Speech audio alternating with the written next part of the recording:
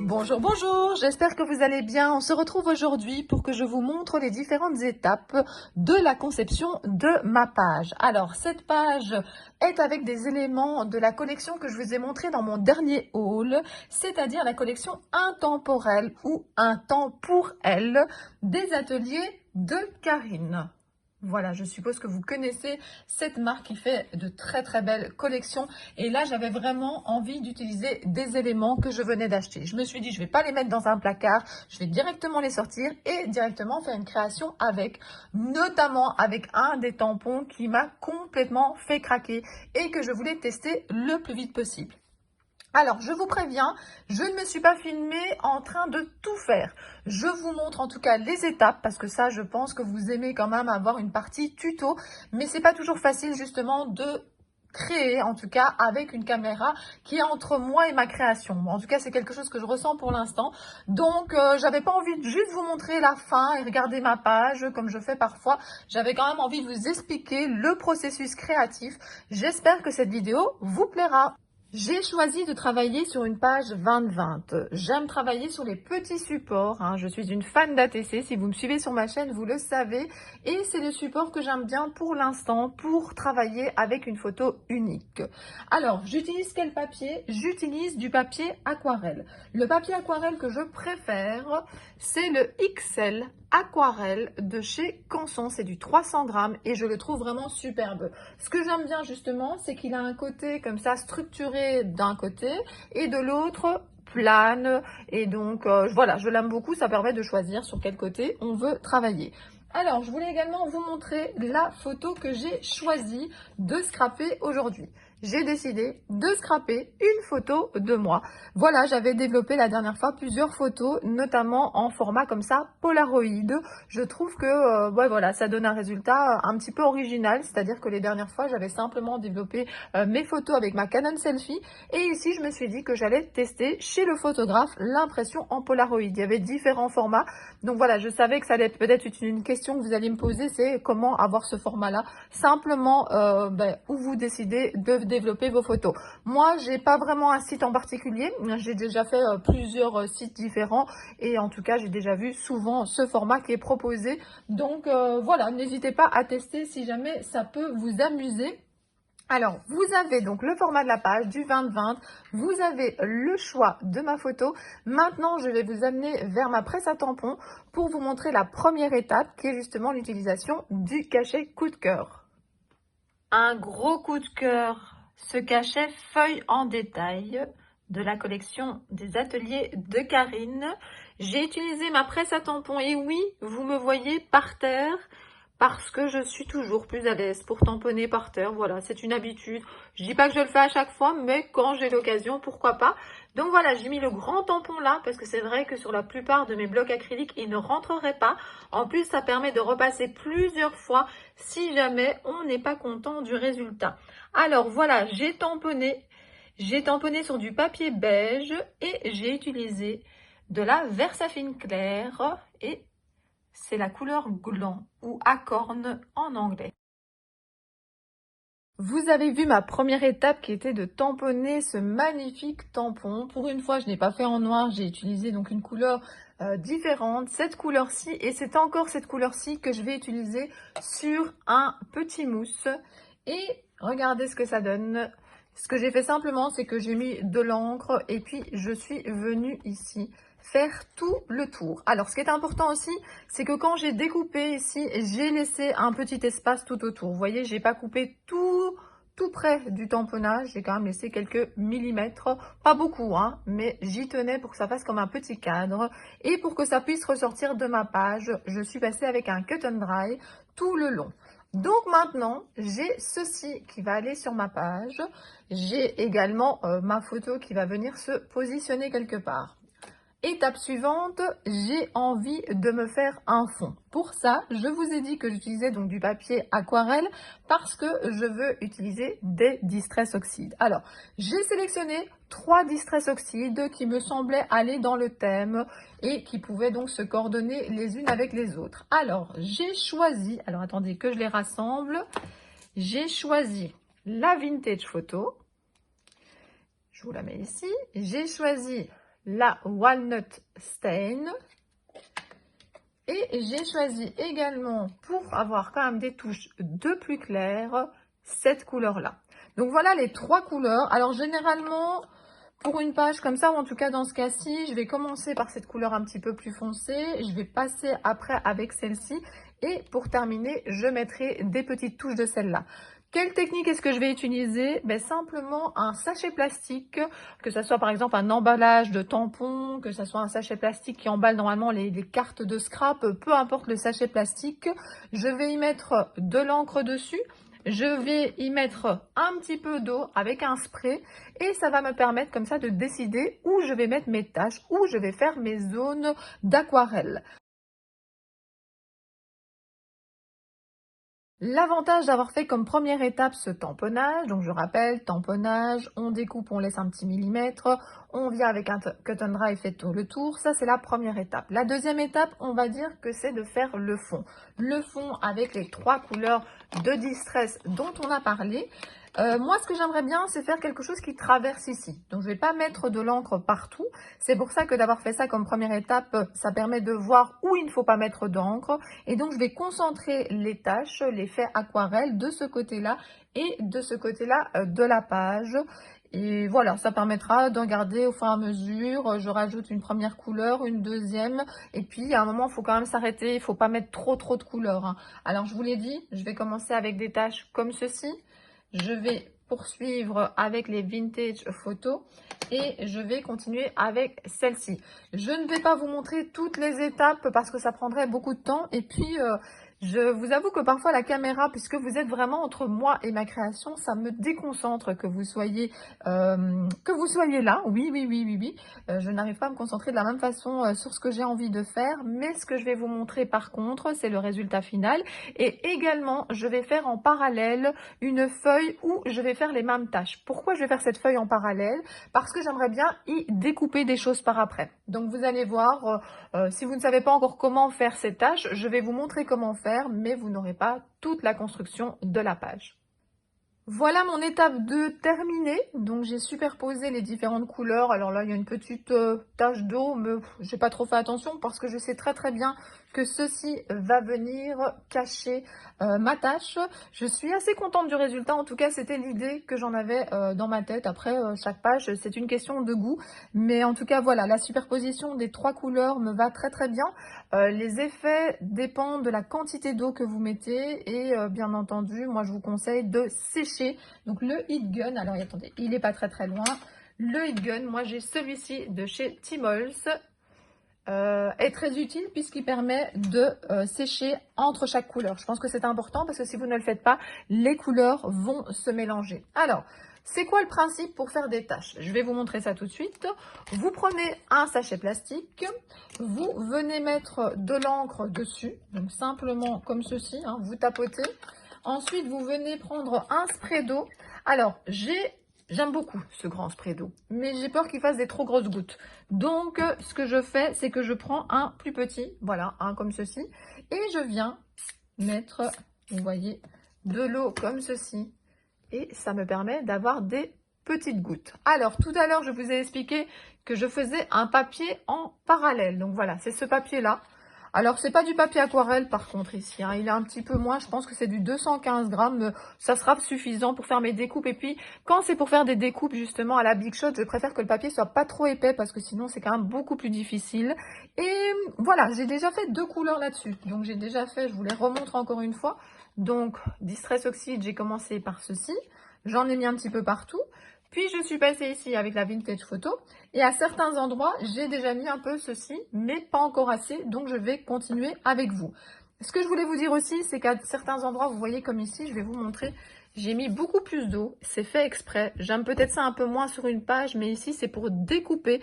Donc, je vais prendre les dice de la collection que j'ai acheté. Je vais vous montrer ça juste après. Et je voulais justement qu'à certains moments, ça soit moins des gouttes, mais plus des zones comme ça de couleurs.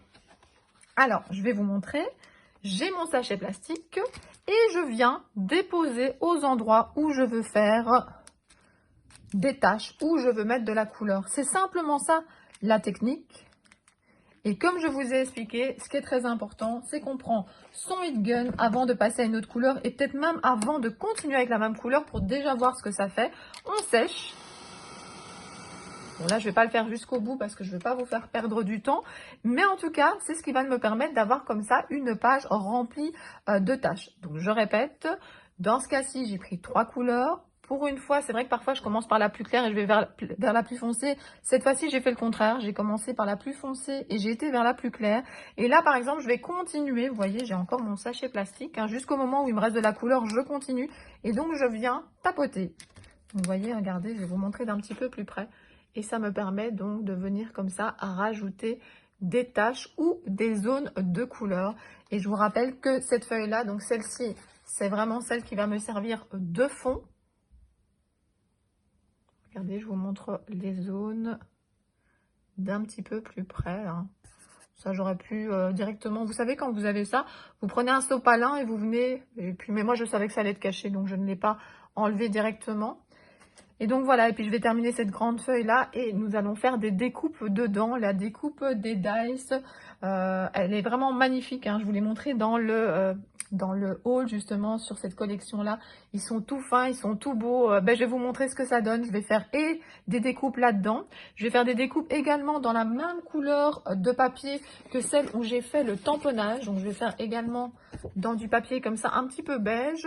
Et je pense que je vais faire également dans un papier un petit peu plus comme celui-ci. Donc du papier un petit peu plus craft. Donc voilà, comme ça nous permettra de mélanger. Alors c'est mon idée de départ, mais c'est toujours la même chose. Hein. J'ai mon idée et puis je vais essayer d'assembler. Si je trouve que 3 découpes différentes, c'est-à-dire 3 papiers différents, ça ne va pas, j'en enlèverai un. Et puis peut-être que ça donnera le résultat que j'espère.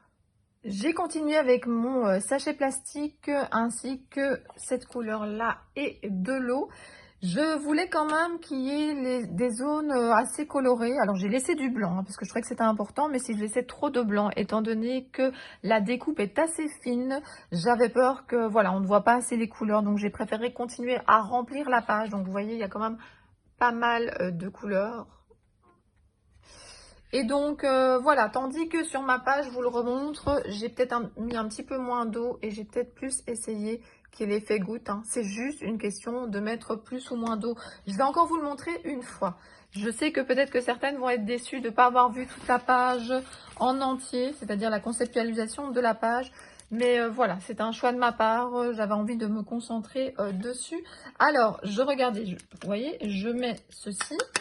Lorsque je mets de l'eau, il m'en reste plus beaucoup dans mon truc. Voilà, vous voyez ici, j'ai pas mis beaucoup d'eau. Donc ça me permet, je vais essayer de prendre un morceau de feuille de brouillon. Attendez, je vais vous trouver ça.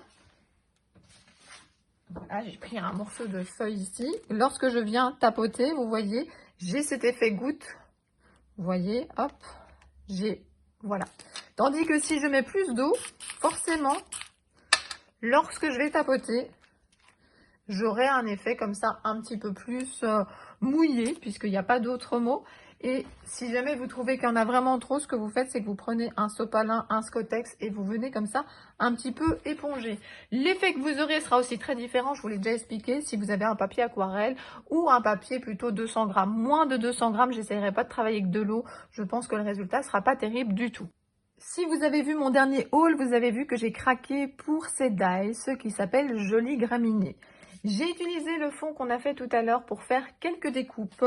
J'ai également fait des découpes dans du papier craft et dans le papier beige que je vous ai montré tout à l'heure. Alors, je vais essayer d'en prendre 3 différents pour vous montrer ce que ça donne. Voilà, donc regardez. Ces 3 jolis graminées. Donc là, c'est dans le papier qu'on a fait tout à l'heure avec les 3 couleurs de Distress. Et puis, comme je vous ai dit, alors attendez, je vais les déposer ici. J'en ai fait plusieurs, j'en ai plein ici à côté de moi. Je vais essayer de mettre ces éléments sur ma page. Pour l'instant, je ne sais pas encore exactement comment. Donc voilà, ça, ce sont les beiges. Et on a aussi dans la couleur craft, ça donne vraiment très très bien également. Donc voilà, j'ai plein d'éléments pour faire ma page de scrap. Maintenant, on va voir ce que ça donne. Alors, je tenais quand même à vous dire quelque chose, c'est que certaines personnes pensent que voilà, que je sais à l'avance exactement la page que je veux faire. Non, je sais les éléments que je veux mettre avec. Et puis, grâce justement au fait que j'ai préparé plein de petites choses, je vais essayer. Et puis, moi, ça me vient comme ça. Ah non, ça j'aime bien, j'aime pas, je bouge un petit peu. Il faut tester. Il faut vraiment tester. Et puis, il faut oser. Quand j'ai compris ça, il y a, alors je sais plus combien de temps maintenant, mais je l'ai pas toujours fait non plus.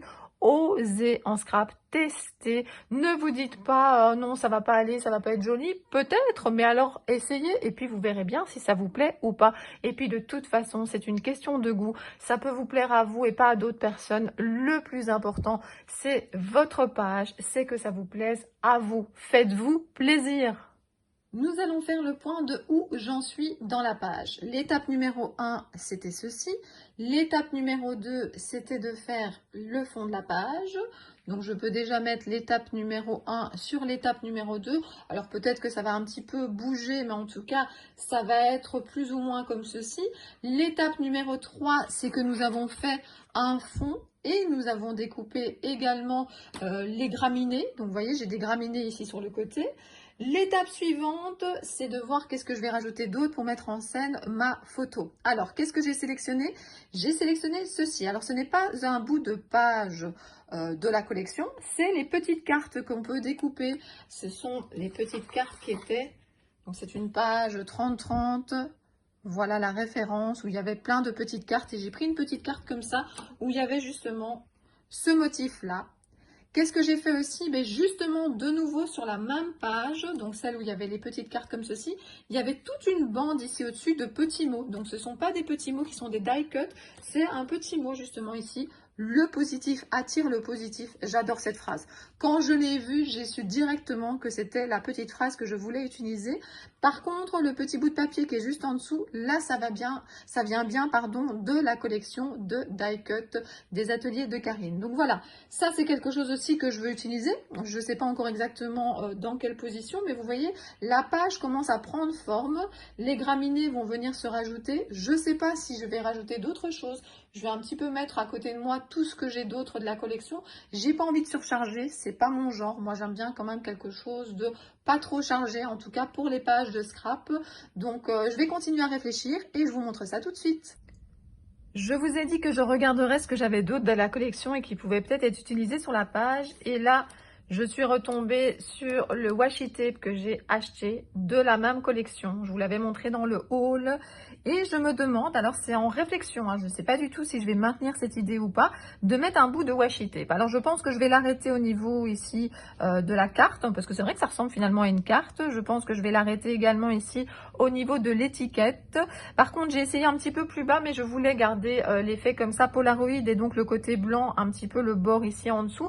Donc voilà, je vais réfléchir. Vous verrez bien de toute façon dans le résultat final si j'ai maintenu cette idée ou si je l'ai enlevée. Je suis dans ma réflexion pour les graminées. Donc pour l'instant, j'aime bien ce petit bouquet. Alors à un moment, j'ai essayé que ça passe derrière la photo, mais alors je trouvais que je perdais ici les tiges et je trouvais ça dommage. Et puis j'avais envie que ça vienne un petit peu au-dessus de ma photo. J'ai gardé deux qui ont été découpés dans le papier qu'on a fait avec les taches et j'ai gardé un plutôt dans le craft. J'ai essayé avec plutôt du beige, mais je trouvais que ça ressortait pas assez. Donc j'ai laissé tomber cette idée-là. J'ai laissé tomber aussi l'idée d'en avoir 3 différents. Alors je suis pour le nombre de 3, mais j'avais pas forcément envie de 3 différents. Donc voilà, c'est un choix personnel. Alors aussi, autre chose que j'ai testé, je vous explique vraiment tout le processus. J'ai essayé de voir, alors peu importe lequel, alors imaginons, je vais prendre celui-là, imaginons d'en mettre dans le coin opposé, donc par exemple ici par-dessous, mais j'aimais pas trop. Je vais vous dire pourquoi j'aimais pas trop, parce que je suis complètement fan, je vous l'ai déjà dit plein de fois, de ce cachet. Et je trouve que ce cachet, j'ai envie de le voir, j'ai envie d'en profiter, et donc voilà, j'ai pas forcément envie de mettre des découpes dans ce coin-là. Alors peut-être que certaines trouveront que la page n'est pas assez chargée. De nouveau, on revient avec la même chose. C'est que c'est une question de goût. Moi, pour l'instant, comme ça me plaît. Alors, vous avez peut-être pas encore assez de recul par rapport à la page parce que là, je suis un petit peu zoomée. Mais en tout cas, je vais tout coller, je vais vous montrer. Puis, ça me permettra de voir, moi, quand tout est installé, si je trouve qu'elle est finie. Parce que, voilà, je pense que c'est vraiment quand on a tout installé qu'on se dit, est-ce que pour moi, cette page est terminée? C'est vraiment la question qu'il faut se poser. Ça m'arrive parfois aussi de terminer terminer une page, en fait, je crois qu'elle est terminée, de la laisser un petit peu sur le côté et puis de me dire non, finalement, il manque quelque chose sur la page. Donc, c'est pour ça que vous n'êtes pas obligé de tout coller. Si vous regardez bien, en fait, ici, j'ai mis du papier collant repositionnable. Alors, moi, j'utilise beaucoup ça. C'est celui où c'est bleu comme ça à l'intérieur. Ça permet de réfléchir à son aise. Donc, voilà. Là, est-ce que je vais coller directement? Est-ce que je vais réfléchir? Je ne sais pas encore, mais en tout cas, vous allez très bientôt voir, juste après même pour vous, le résultat final.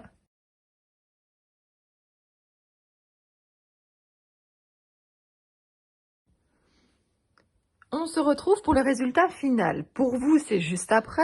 Pour moi, c'est pas le jour même parce que comme je vous ai dit, j'ai laissé reposer un petit peu ma page. J'ai réfléchi pour voir si j'allais rajouter certaines choses ou pas.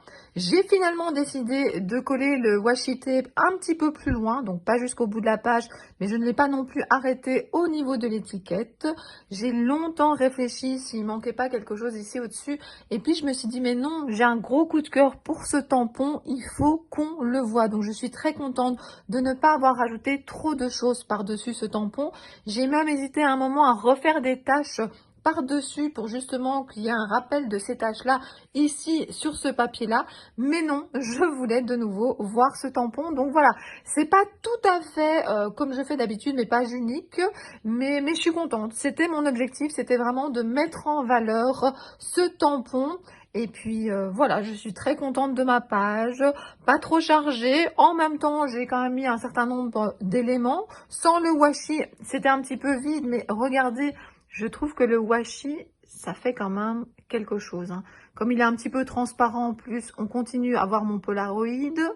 Je l'ai arrêté à ce niveau-ci, mais il y a quand même cette superposition. J'adore toujours autant ce mot. Le positif attire le positif. Et je risque de vous parler beaucoup dans mon blabla de ce texte-là. Les graminées. Je suis très très contente du résultat. Je suis contente d'avoir associé ces couleurs-là avec cette collection-là. C'est vrai que ce qui me fait bizarre, c'est que d'habitude, j'ai toujours des petites taches noires ou en tout cas du noir qui ressort. Ici, c'est pas le cas. Eh bien, ça change, hein. Il ne faut pas toujours faire les mêmes pages. Je suis toujours aussi contente de ce format 20-20 qui rentre dans les albums Artemio avec des pochettes en plastique. Donc voilà, j'espère que vous avez aimé cette vidéo étape par étape. Ça faisait longtemps que j'avais plus vraiment fait un tuto. Alors je sais qu'il y en a plein qui regardent ma chaîne et qui comprennent que les ateliers me prennent énormément de temps. Mais je ne voulais pas non plus délaisser les personnes qui me suivent sur ma chaîne et qui aiment bien justement voir une création un peu de A à Z. Donc dites-moi en commentaire si vous aimez la page, si vous aimez ce type de vidéo. Et puis voilà, si vous voulez, mettez un petit pouce vers le haut, ça fait toujours plaisir. C'est vraiment le moteur des personnes qui font des vidéos, c'est de voir ces pouces vers le haut, c'est de voir ces commentaires. Ça donne envie de continuer. Donc moi je vous dis à très bientôt pour d'autres vidéos. Bisous bisous.